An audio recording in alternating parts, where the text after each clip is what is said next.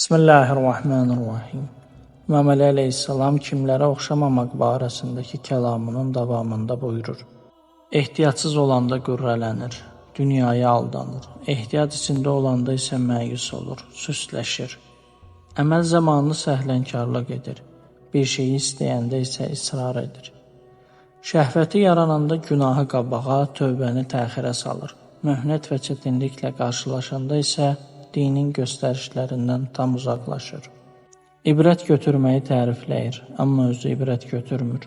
Çox moizə edir, amma özü moizə və öyüd nəsihət qəbul etmir.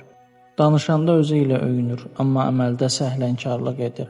Fani dünya üçün çox çalışır, amma əbədi axirətə münasibətdə laqeyddir. O xeyri zərər, zərəri xeyir sayır. Ölümdən qorxur, amma fürsətləri əldən çıxarır.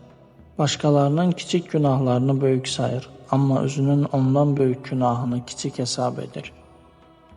Həmçinin başqaları edəndə kiçik saydığı itaəti özü edəndə böyük və çox sanır.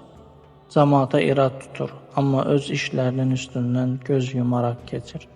O varlılarla əylənməyi, yoxsullarla Allahı zikr etməkdən çox sevir. Həmişə öz xeyrinə və başqalarının ziyanına qərar çıxarır. Başqalarını heç vaxt haqlı saymır.